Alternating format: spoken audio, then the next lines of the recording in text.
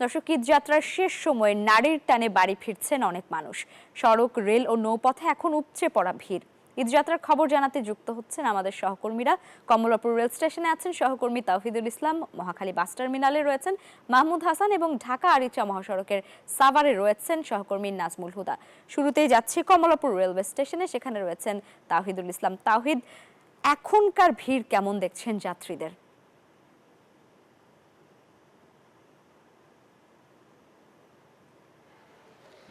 জি, আপনাকে ধন্যবাদ। চাঁদ দেখা সাপেক্ষে আগামীকালকে ঈদ উদযাপন হবে বাংলাদেশে, আমাদের এই প্রিয় মাতৃভূমিতে। সেই আগামীকালকে যে ঈদকে কেন্দ্র করে আজকে শেষ দিনের আজকে সেই ঈদের আগের দিন কিন্তু কমলাপুরে আমরা দেখছি সকাল থেকেই ঘর ফেরা মানুষের ভিড়। কিন্তু এই কিছু সময় প্রায় 2-3 মিনিট আগে এখান থেকে একটু ট্রেন ছুটে গেছে। সেই ট্রেনে ছাড়ায় প্ল্যাটফর্ম কিছুটা খালি দেখা যাচ্ছে, কিন্তু সকাল থেকে অনেক ভিড় ছিল। প্রায় সকাল থেকে এখন পর্যন্ত 10টির মতো ট্রেন এই কমলাপুর রেলওয়ে স্টেশন থেকে ছেড়ে গেছে, কিন্তু প্রত্যেকটা ট্রেনই যথাসময় ছেড়ে গেছে। এবং কমলাপুর রেলওয়ে স্টেশনের কর্তৃপক্ষ যারা এখানে আছেন তাদের সঙ্গে আমি কথা বলেছি। তারা বলছেন যে প্রত্যেকটি ট্রেন যেমন যথাসময় ছেড়ে গেছে এবং কি টিকিট নিয়ে হয়রানি নাই। কালোবাজারে যে এখানে সেই দালালদের এই বিগত বছরগুলোয় যে এখানে যে টিকিট দালালদের যে একটা দৌরত্ব ছিল, সেই দৌরত্ব কিন্তু এবছর আমাদের চোখে পড়েনি এখন পর্যন্ত। এবং মানুষ যাত্রীদের সঙ্গে কথা বলছি, তারা বলছেন যে তাদের ভালো লাগছে এটা যে কমলাপুর রেলওয়ে স্টেশনে এসে সেই ঘন্টার পর ঘন্টা বসে থাকতে হচ্ছে না, কখন ট্রেন ছাড়বে এই অনিশ্চয়তার মধ্যে তাদেরকে পড়তে হচ্ছে না। তারা যে টিকিট কাটছে, টিকিটে যে সময় দেওয়া আছে সেই সময় অনুযায়ী এখান থেকে ট্রেন ছেড়ে গেছে এবং যাচ্ছে। এতে তাদের দুর্ভোগ সেই হয়রানি থেকে এবং দুর্ভোগে যে এখন কিছুটা গরম পড়ছে, এই গরমে তাদের সেই ভোগান্তিটা পোহাতে হচ্ছে না। তারা বলছেন যে তাদের সাথে যাদের শিশু আছে, বিশেষ করে যাদের সাথে শিশু এবং মুরব্বী আছে, তাদেরকে এই প্ল্যাটফর্মে নিয়ে এসে সেই ঘন্টার পর ঘন্টা বসে থাকতে হচ্ছে না। এই যে একটা স্বস্তি, এই স্বস্তি তারা প্রকাশ করেছেন, তাদের চোখে মুখে কিন্তু সেই স্বস্তি আমরা দেখতে পেয়েছি। এছাড়া যে সব থেকে বিষয় যে ঈদযাত্রা শুরু হয়েছে 24 মার্চ থেকে, সেই শুরু থেকেই এখন পর্যন্ত আজকে মার্চ মাসের 30 তারিখ, এই 6 দিন হয়ে গেল। এই 6 দিনে আমরা কোনো ট্রেনে কমলাপুর রেলওয়ে স্টেশনে বিগত বছরগুলোয় গণমাধ্যমে যে সমস্ত নিউজ হতো যে এই কমলাপুরের ভোগান্তি, যাত্রী হয়রানি, সেই নিউজগুলো এবছর হয়নি। অর্থাৎ না হওয়ার পিছনে যে কারণটা সেটা হচ্ছে এবছর স্বস্তি।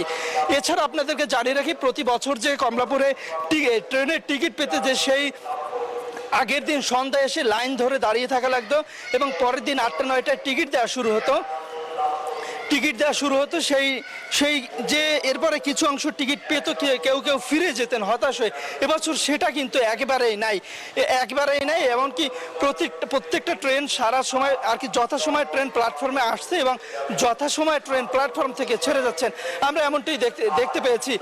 এখন যারা ট্রেনে এসে অপেক্ষা করছেন এই যাত্রীতে, তারা ঠিক পরবর্তীতে যে ট্রেনটা ছেড়ে যাবেন সেই ট্রেনের যাত্রী হিসেবে তারা অপেক্ষা করছেন, সেই ট্রেনের যাত্রী হিসেবে। এবং ট্রেনগুলো যথাসময় ছেড়ে যাচ্ছে। আমরা একজনের সঙ্গে একটু কথা বলার চেষ্টা করব যে আসলে এবার ট্রেন যাত্রাটা তারা কেমন দেখছেন।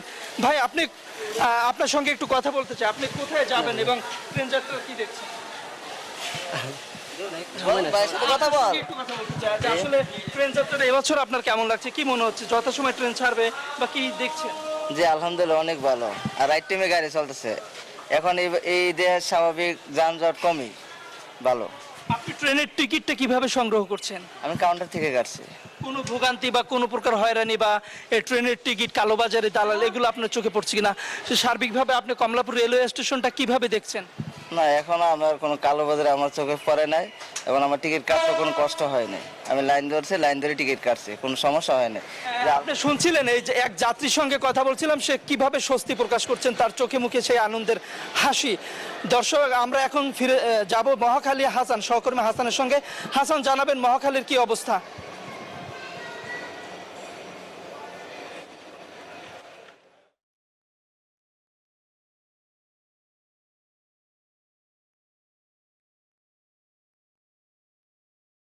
আমি আছি মহাখালী বাস টার্মিনালে। এখানে আসলে সকাল থেকে যেটা আমরা লক্ষ্য করেছি, যেটা বিগত খবরে আমরা জানানোর চেষ্টা করেছি, যে আসলে এখানকার সকাল থেকে যাত্রী সমাগম কিন্তু তুলনামূলক অনেক বেশি। বান্ডেল থাকলে প্রতি সেনমানিতে টাকা বাঁচবে। বিকাশ সেনমানি বান্ডিল কিনে জিতুন প্রতি লেনদেনে। আসলে শেষ দিনের ঈদ যাত্রা পরিবারে ফিরতে হবে, আর সকাল সকালে যদি তারা যাত্রা শুরু করেন সেক্ষেত্রে তারা খুব দ্রুত সময়ের মধ্যে পরিবারের কাছে পৌঁছাবেন, এইরকম আশা আকাঙ্ক্ষা নিয়ে মূলত তারা সকাল সকালে এসেছেন। তবে আমরা যেটা দেখেছি এবং লক্ষ্য করেছি যে আসলে যে বাড়তি ভাড়া নেওয়ার যে অভিযোগ সেটা কিন্তু খুব রমরমাভাবেই চলছে এই মহাখালী বাস টার্মিনালে। আজকে কিন্তু আমরা লক্ষ্য করেছি ঢাকা ময়মনসিংহ ঢাকা শেরপুর রুটের যে বিষয়টা, তারা কিন্তু 320 টাকার ভাড়া কিন্তু 600 টাকা, কারো কাছ থেকে 500 টাকা এরকম নেওয়ার কিন্তু অভিযোগ আমরা মূলত পেয়েছি। এবং এমন আমরা দেখেছি যে যাত্রীদেরকে হয়রানির যে বিষয়টা, রীতিমতো যাত্রীরা জানেনই না যে আসলে তারা মানে সঠিক কিভাবে যাচ্ছেন সেখানে এবং তাদের ভাড়াটা আসলে কত, কারণ কোনো টিকিট দেওয়া হচ্ছে না যাত্রীদেরকে কিছু কিছু বাসে। আবার ভাড়ার বিষয়টা তাদেরকে যে নেওয়া হবে ঈদে বকশিস হিসেবে আপনারা 200-100 টাকা বেশি দিবেন, এই ধরনের কথাবার্তা কিন্তু আমরা লক্ষ্য করেছি বারবার প্রতিনিয়ত।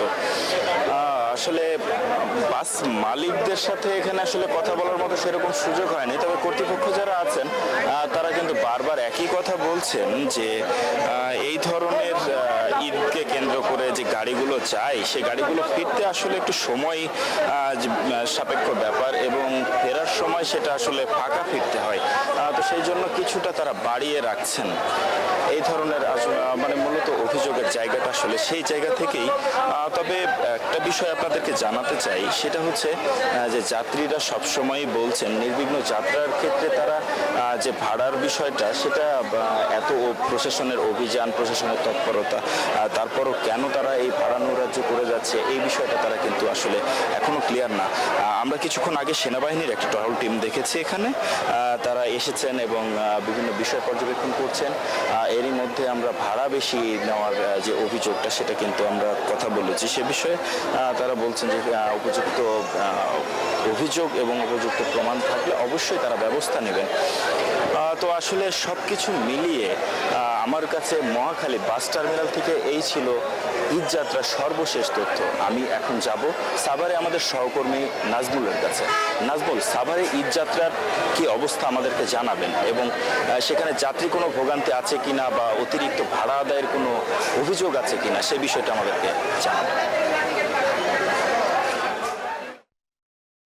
বলছিলেন এই মুহূর্তে রয়েছে আমি ঢাকা রিচা মহাসড়কের নবীনগরে এবং আপনি যেমন রাজধানীর মহাখালী থেকে ঈদ যাত্রার খবর জানাচ্ছিলেন, আমি যদি একটু দেখাই যে ঢাকা রিচা মহাসড়কের নবীনগরে এখন কিন্তু দেখতেই পাচ্ছেন যে আমরা যদি একটু ক্যামেরার মাধ্যমে দেখাই যে এখনও কিন্তু যে হাজার হাজার যারা যাত্রী ঈদে ঘর মুখ মানুষ, এবং আপনারা ইতিমধ্যে জেনে গেছেন যে আগামীকালকে পবিত্র ঈদ এবং যেহেতু ঈদের নির্ধারিত সময় আসলে জানা গেছে এবং দিনও জানা গেছে, যার ফলে এখন কিন্তু যারা পরিবারের সাথে ঈদ করবেন তারা মূলত বের হয়েছেন এবং পরিবারের সাথে ঈদ করতে কিন্তু তারা অলমোস্ট আমরা যদি একটু আপনাদের দেখাই যে তারা কিন্তু বের হয়ে তারা নিজ নিজ গন্তব্যস্থলে যাওয়ার জন্য কিন্তু তারা পরিবহনে এবং বাস টার্মিনালগুলোতে আসলে তারা ভিড় করছে। এবং আমরা যদি আপনাদের একটু দেখানোর চেষ্টা করব যে এখনও কিন্তু যে যারা এই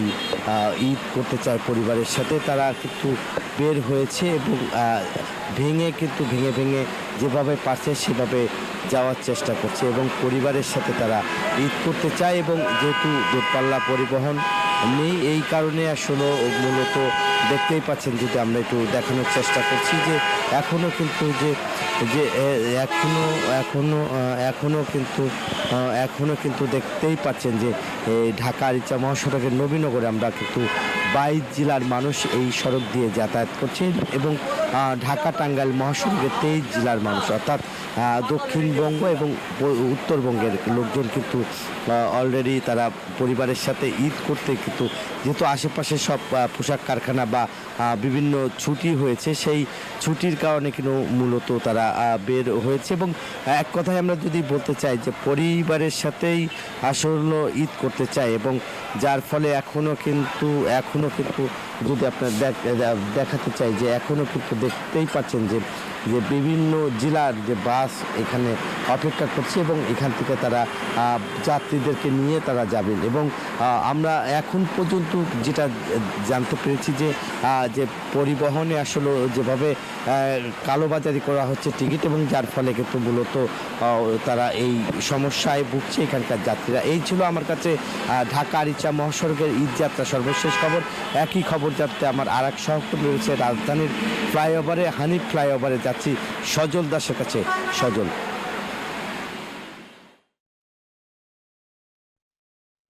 ধন্যবাদ আপনাকে। আমি রয়েছি হানিফ ফ্লাইওভারে, একদম দেশের